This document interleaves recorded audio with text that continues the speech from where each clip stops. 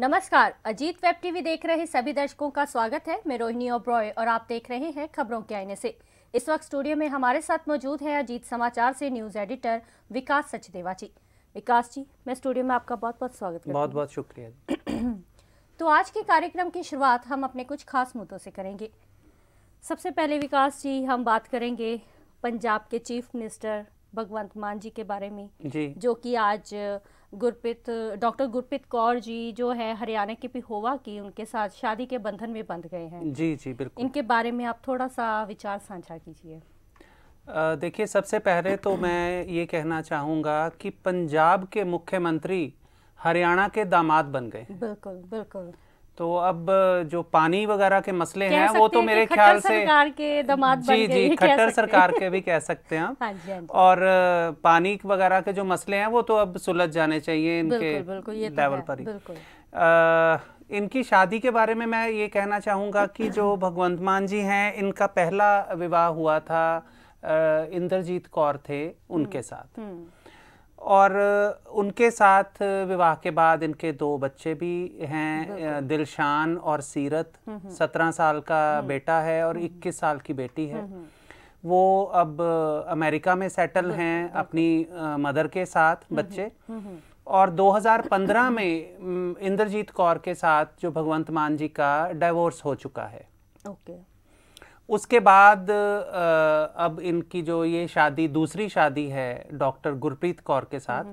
तो डॉक्टर गुरप्रीत जो हैं ये पिहोवा की रहने वाली हैं, हरियाणा की बेसिकली, लेकिन अब इनके फादर जो हैं वहाँ पे सरपंच भी रह चुके हैं पिहोवा में, अपने गांव में। लेकिन अब इनके जो पिता हैं वो मोहाली में सेटल हो गए हैं। ये पेशे से MBBS डॉक्टर हैं। इन्होंने 2017 में ही शायद अपनी जो MBBS की पढ़ाई पूरी की है। उसके बाद अब ये प्रैक्टिस कर रही हैं और राजपुरा में शायद ये करती हैं, प्रैक्टिस करती हैं एज ए डॉक्टर। और 2019 से भगवंत मान जी के ये संपर्क में हैं डॉक्टर गुरप्रीत जी।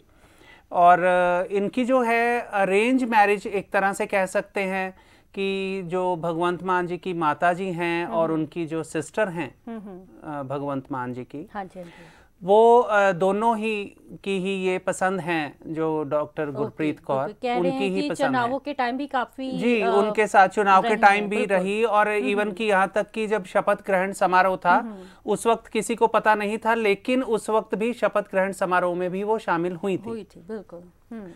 और भगवंत मान जी का जो विवाह समारोह है वो चंडीगढ़ के उनके CM आवास पर ही हुआ है। बहुत ही सादा तरीके से, बहुत ही सादा लेकिन प्रभावशाली तरीके से कह सकते हैं।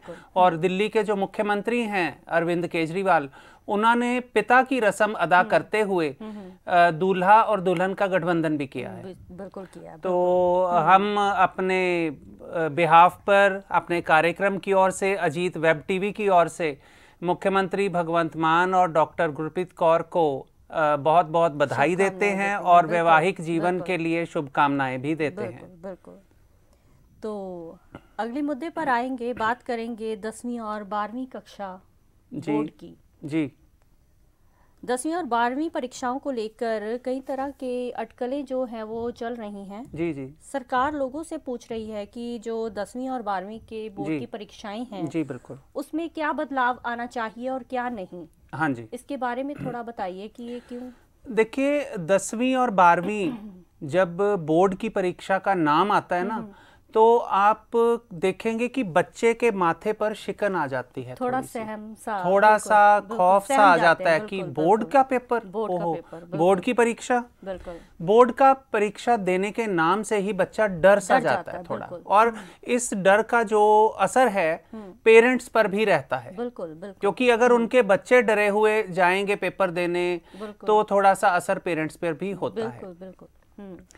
अब सरकार नई शिक्षा नीति लागू करने की ओर चल रही है। तो नई शिक्षा नीति को लागू करने के संदर्भ में अगर बात करें तो सरकार आम लोगों से, आम लोगों में मतलब जैसे कि आम पेरेंट्स हैं उनसे, जो शिक्षाविद हैं उनसे, और जो अध्यापक लोग हैं, शिक्षक हैं, उनसे ये एक जनरल राय शुमारी की जा रही है, सबकी राय ली जा रही है कि क्या 10वीं और 12वीं की जो परीक्षाएं हैं उनकी वजह से अगर बच्चे तनाव में रहते हैं, टेंशन में रहते हैं, तो उनको उन बोर्ड की परीक्षाओं को किसी तरीके से चेंज करने की ज़रूरत है, या उसमें थोड़ा सा अगर कोई बदलाव किया जाए, या उनको ख़त्म कर दिया जाए, या उनकी जगह पर क्या किया जाए। ये सारी की बात कर रहे हैं कि क्वेश्चन पेपर जो है चेंज करने की बात नहीं की जा रही है। क्वेश्चन पेपर नहीं, उसका तरीका बोर्ड की परीक्षा जैसे होती है, तो बोर्ड की परीक्षा के स्थान पर हो सकता है कि सरकार चाहती हो कि स्कूल में ही जो परीक्षाएं होती हैं उसके आधार पर ही बच्चों के नंबर का जो है वो मार्क्स हैं वो उनका आकलन कर लिया जाए, जोड़ लिए जाए, टेस्ट जिसे हम कहते हैं जी। जैसे स्कूल में टर्मिनल एग्जाम्स होते हैं, first term, second term, third term के फाइनल एग्जाम्स होते हैं, तो सरकार इस पर विचार कर रही है, लेकिन अभी तक पूरी तरह से ये फाइनल नहीं है। अभी तो राय ली जा रही है। राय लेने के बाद देखा जाएगा कि कितने % लोग बोर्ड की परीक्षा के हक में हैं और कितने % लोग उसके खिलाफ हैं। बिल्कुल बिल्कुल। और देखिए एक चीज है कि बोर्ड की परीक्षाओं में बच्चे तनाव में रहते हैं, तनाव में पेपर भी देते हैं, परीक्षा में जाते हैं, तनाव में परीक्षा देते हैं। जिन बच्चों के 90% से ऊपर नंबर आ जाते हैं वो बच्चे एकदम से लाइमलाइट में आ जाते हैं। बिल्कुल। लेकिन 90% से नीचे वालों ने भी, ये नहीं हम कह सकते कि उन्होंने मेहनत नहीं की या वो पढ़े नहीं, उन्होंने भी उसी तनाव में ही एग्जाम दिया। किसी ने ज्यादा मार्क्स अगर लिए तो वो थोड़ा सा ज्यादा पढ़ा होगा, या उसके मार्क्स अगर अच्छे आए तो कॉन्फिडेंस लेवल भी होता है। लेकिन कम नंबर वाले बच्चों को अगर हम भूल जाएं या उनके तरफ देखें ही नहीं, या हम ये सोचे कि इनके मार्क्स तो कम हैं, इनको कहीं स्थान भी नहीं मिल सकता, कहीं जॉब में, कहीं भी, कहीं आगे जैसे नीट में या जेईई में, कहीं पे भी, तो उसकी वजह से कम नंबर वाले बच्चे जो हैं वो अगर पिछड़ रहे हैं, तो ये भी एक कारण है बोर्ड की परीक्षाएं। बिल्कुल बिल्कुल। तनाव की वजह से अगर कई बच्चे अपना कॉन्फिडेंस लेवल, उनको आता सब है, घर से सब पूरी तैयारी करके गए, लेकिन वहां जाके कॉन्फिडेंस लेवल थोड़ा डगमगा गया, सबसे बड़ी बात है। बिल्कुल। तो वहां से क्या होता है कि 2 मार्क्स भी अगर कम आ गए तो परसेंटेज का फर्क पड़ गया। बिल्कुल पड़ता है। अब परसेंटेज ज्यादा वाले बच्चे, ठीक है, उन्होंने भी मेहनत की है, लेकिन कम अंक लेने वाले बच्चों को हम ये नहीं कह सकते कि उन्होंने मेहनत नहीं की। बिल्कुल। इसी वजह से ये जो रायशुमारी हो रही है, ये जो एक किया जा रहा है, राय इकट्ठी की जा रही है, ये नई शिक्षा नीति के तहत 10वीं और 12वीं, देखिए अब 10वीं और 12वीं की बोर्ड की परीक्षा जो आगे 12वीं में जो पास अच्छे अंक लेके होते हैं तो उनको तभी वो आगे वाली सीट्स मिलती हैं, आगे वाले कोर्सेज में उनको सीट मिलती है।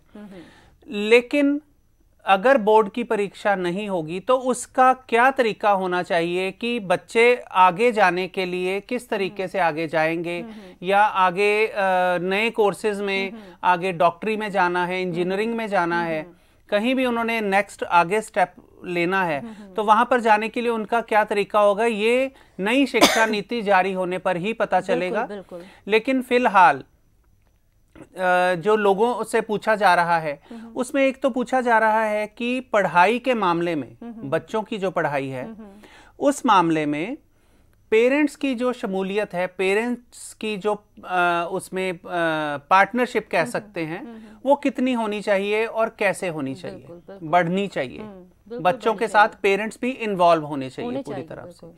दूसरी बात जो पूछी जा रही है वो ये है कि जो कोरोना काल में बच्चों की पढ़ाई का नुकसान हुआ है उसकी भरपाई कैसे की जाए, उसको कैसे पूरा किया जाए। ये सारी जो थोड़े बहुत पॉइंट्स हैं ये सारे पूछे जा रहे हैं उसमें। तो आने वाले समय में ये नई शिक्षा नीति अब कब लागू होती है या कितना लंबा चलता है ये प्रोसेस, ये आने वाला समय ही बताएगा। लेकिन मेरे ख्याल से अगर हम अपनी बात करें, या मेरा निजी विचार है कि 10वीं और 12वीं की बोर्ड की परीक्षाओं को थोड़ा सा इजी या सहज बना देना चाहिए, ताकि बच्चों में या पेरेंट्स में जो तनाव है वो थोड़ा कम हो जाए। बिल्कुल होना जी। बिल्कुल। तो हर बार की तरह इस बार भी हम अपने कार्यक्रम का समापन अपने आज के विचार से करेंगे। कहा जाता है, भाग्य लेकर आना और कर्म लेकर जाना, इसी का नाम जीवन है। जी विकास जी। देखिए, भाग्य जो है वो हम अपनी किस्मत, जब बच्चा जन्म लेता है तो वो किस्मत लिखवा कर आता है, लेकिन उसने अपनी किस्मत जो है वो बनानी है अपने कर्मों से। तो उसके जाने, जब आदमी जाता है इस दुनिया से तो वो अपने कर्म ही छोड़कर जाता है कि उसने पूरी जिंदगी क्या कर्म किए। तो भाग्य लेकर आना और कर्म लेकर जाना, इसी का नाम ही जीवन है। तो आज हमने चर्चा की है कुछ खास मुद्दों के बारे में। अगले सप्ताह हम फिर हाजिर होंगे देश विदेश के कुछ खास मुद्दे लेकर। अजीत वेब टीवी देख रहे सभी दर्शक इसी तरह हमारे साथ जुड़े रहिए। अब हमें दीजिए इजाजत। नमस्कार। देश दुनिया ਦੀਆਂ ਤਾਜ਼ਾ ਖਬਰਾਂ ਦੇ ਲਈ ਹੁਣੇ ਪਲੇ ਸਟੋਰ ਤੋਂ ਡਾਊਨਲੋਡ ਕਰੋ ਪੰਜਾਬ ਦੀ ਆਵਾਜ਼ ਅਜੀਤ ਨਿਊਜ਼ ਐਪ।